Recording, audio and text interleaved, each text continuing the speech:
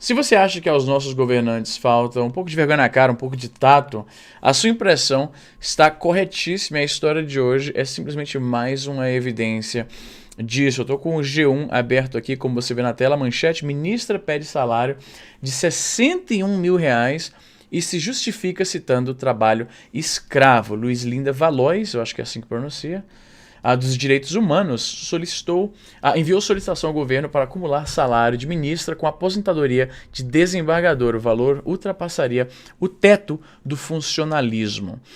Existe um conceito, eu não sei qual é o termo legal específico para isso, mas existe algo chamado abate-teto. Basicamente, o limite do funcionalismo público é R$ 33.700. Então vamos à notícia. A ministra Luiz Linda Valois, dos Direitos Humanos, apresentou ao governo um pedido para acumular salário integral da atual função com a aposentadoria, o que daria R$ 61 mil. E entre as justificativas diz que trabalhar sem receber contrapartida se assemelha a trabalho escravo. Trechos do documento de 207 páginas enviado por Valois à Casa Civil foram publicados nessa quinta-feira, hoje, pelo jornal O Estado de São Paulo. A TV Globo confirmou o pedido feito pela ministra. Atualmente, Valois recebe por mês R$ 30.400 pela aposentadoria de desembargadora do Tribunal de Justiça da Bahia.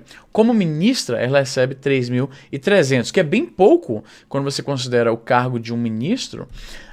Mas aí está a explicação logo em seguida. O máximo das duas remunerações não pode ultrapassar R$ 33.700, que é o teto do funcionalismo público. Aí que entra em exercício o tal do abate-teto, que está aqui. Eu estou aqui no portal Transparência e está aqui o mês de referência de setembro, o que a ministra teria recebido. Então está lá a remuneração básica bruta do que ela deveria receber como ministra, 30.900, quase R$ 31 mil, mas aí o abate-teto entra e aí desconta R$ 27 mil do valor daquilo, e ela fica recebendo mais ou menos, aqui de acordo com o total da remuneração após as deduções, dá um pouco mais de R$ 2 mil, consideravelmente abaixo de 3 mil. É curioso porque o abate-teto é uma das poucas ocasiões que a gente vê o Estado se policiando de uma forma que você nem espera. Você fica até surpreso, eu pelo menos fiquei surpreso que existe um mecanismo como esse. A coisa não está tão desesperadora como talvez você possa imaginar. A mulher se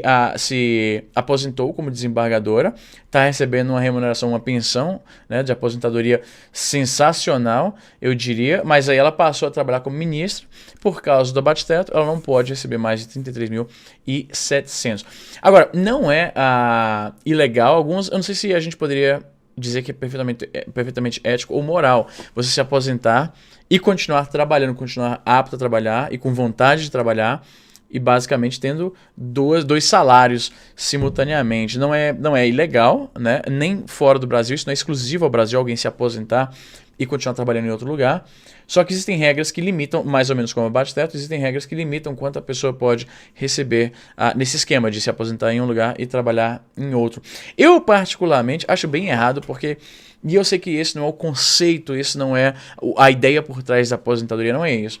Mas eu penso o seguinte: se você está apto e quer ainda trabalhar, não faz sentido você se aposentar. Se você não quer mais trabalhar naquele cargo específico, você vai trabalhar em algum outro local. Mas aí as pessoas dirão: mas Izzy, a aposentadoria não é um fundo de investimento, na verdade. Ela simplesmente é uma recompensa que você recebe pela contribuição que você fez por todos aqueles anos trabalhando. O meu argumento é que talvez não deveria existir essa contribuição forçada. Talvez fizesse mais sentido e fosse um nível maior de liberdade se o Estado deixasse você ficar com esse dinheiro, em vez de forçar você a participar desse basicamente mini esquema de pirâmide, que é a Previdência. E aí você planeja a sua própria aposentadoria. A ideia é de que o governo toma o seu dinheiro para dizer: me dá isso aqui, que eu vou cuidar dele melhor, e aí eu vou tomar conta de você com o seu próprio dinheiro. Quando você para e pensa no estado da educação, da saúde, da segurança pública no Brasil, fica perfeitamente claro que o Estado falhou miseravelmente em prover até mesmo o mínimo. Voltando aqui ao que ela falou, que a ministra falou, o trabalho executado sem a correspondente contrapartida, a que se denomina remuneração, que é uma forma chique de dizer trabalhar sem ganhar, sem sombra de dúvida, se assemelha a trabalho escravo. Então temos aqui uma mulher que está ganhando R$ 30 mil de aposentadoria, ou seja, ela está ganhando 30 mil reais sem trabalhar efetivamente. Você pode argumentar que esse dinheiro já era dela mesma, a contribuição que ela mesma fez à Previdência, tudo bem. Mas, de qualquer forma, ganhar 30 mil reais sem trabalhar, eu não acho que se pode nem de brincadeira se comparar com escravidão. Especialmente considerando que a mulher em questão, obviamente, é da comunidade que mais sofreu com escravidão. Então, comparar isso com escravidão, pra mim, parece cara de pau. Você que teve antepassados que realmente passaram por isso, você vai desmerecer esse negócio, comparando a você receber 33 mil reais, somando o seu salário de ministra com a sua aposentadoria de desembargadora. Você está comparando isso aí com o que os seus antepassados passaram no período colonial brasileiro. É de extrema falta de tato. A Casa Civil, felizmente, negou esse pedido e falou, olha, foi mal, que isso aí não tá dando para pagar suas contas. Eu não sei se esse é o argumento que ela tá dando, né? Mas a regra é essa, o abate-teto permanece. Eu não sei por que ela realmente acharia que a Casa Civil abriria uma exceção só para ela e ela vai ser a única funcionária pública ganhando mais do que o teto permite. Falta de noção, né? Uma imensa falta de noção. Mas aí, realmente, eu fiquei pensando nessa questão de aposentadoria, previdência, INSS, SUS, né? É uma situação bastante complicada, porque o meu lado mais libertário, eu me incomodo muito que o governo tome o meu dinheiro sem que eu tenha a opção de contribuir ou não, e diz, olha, com esse dinheiro aqui, eu vou te dar um serviço, chamamos esse serviço no caso de aposentadoria. Se eu não quiser que o governo gerencie o meu plano de aposentadoria, eu não tenho opção, basicamente. Né? Eu posso pagar um plano de pensão particular por fora, mas o do governo eu tenho que dar de qualquer forma. Eu não consigo, a parte ética, moral, a lógica disso, para mim não faz sentido. Que eu seja obrigado a participar dessa troca com o governo. A resposta a isso, a contrapartida disso é o seguinte, se não existir um sistema compulsório de contribuição para esse grande fundo nacional, algumas pessoas vão ficar completamente desamparadas. Pessoas que são inválidas por um motivo ou outro, por questões de problemas psicológicos ou problemas físicos e tal. E realmente é um problema. A solução anarcocapitalista que eu já vi é o seguinte, olha, essas pessoas vão tomar conta dela serviços de caridade que vão aparecer. Como as pessoas vão ter mais dinheiro, porque o Estado não está tomando esse dinheiro delas, as pessoas, talvez, né, eles não dizem talvez, eles falam com uma certa certeza, uma convicção, que é um dos motivos pelo qual eu rejeito um pouco a ideia anarcocapitalista. Eles dizem, né, os anarcocapitalistas com quem eu já conversei, eu quero deixar isso claro porque, para não dizerem que eu estou usando um espantalho, tá? Deixando isso claro, foram as respostas que eu ouvi. É que como as pessoas terão mais dinheiro em conta, porque o Estado não está sugando a renda deles, as pessoas se tornarão mais caridosas e vão então contribuir mais com projetos, com planos, né, com serviços que deem amparo a essas pessoas que estão completamente à mercê da sociedade. Será que isso aconteceria mesmo? Eu não sei.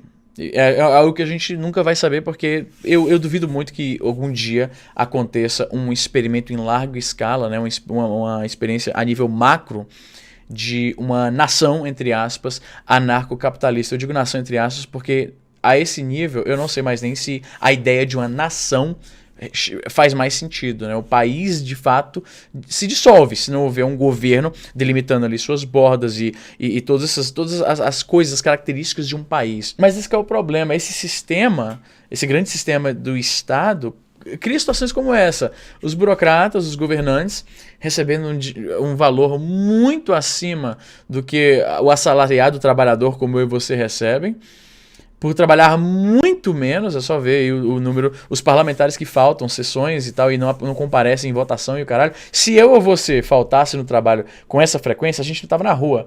E esses caras não respondem a ninguém. É a impressão que a gente fica isso, não respondem a ninguém. Tanto é, olha a bizarrice, o Tiririca, ele recebeu destaque como o deputado que mais compareceu ao trabalho. E que parada bizarra, o cara tá sendo aplaudido porque ele aparece no trabalho. Esse é o nível político no Brasil. O cara que simplesmente chega lá e vai lá bater o ponto, não importa o que ele esteja fazendo, só de comparecer já é um diferencial. Como é que eu posso apoiar completamente esse sistema? Tá entendendo? Mas é isso, a mulher queria ganhar 60 mil. Algo que nenhum servidor público ganha, já que o teto, né, é 33.700. Me diz se isso não é cara de pau, mano. E ainda compara a escravidão. Caralho, mano. é incrível, né? Mas eu deixo a pergunta a você. O que você acha do sistema da rede pública, né? O sistema de amparo às pessoas que não têm meios de sustentar a si próprias. Qual é você que é libertário, você que é anarcocapitalista, eu sei que no Brasil os termos são meio que a mesma coisa. Na gringa, na literatura gringa, não é exatamente a mesma coisa, embora, obviamente, as ideias, as doutrinas libertárias tendam a concluir em anarcocapitalismo, não é necessariamente a mesma coisa. Os libertários norte-americanos sempre tentam deixar claro que eles não são anarquistas, eles não são contra o Estado, eles são mais aproximados do que a gente chamaria no Brasil de minarquistas, defendem o Estado mínimo. O que você acha em relação a isso?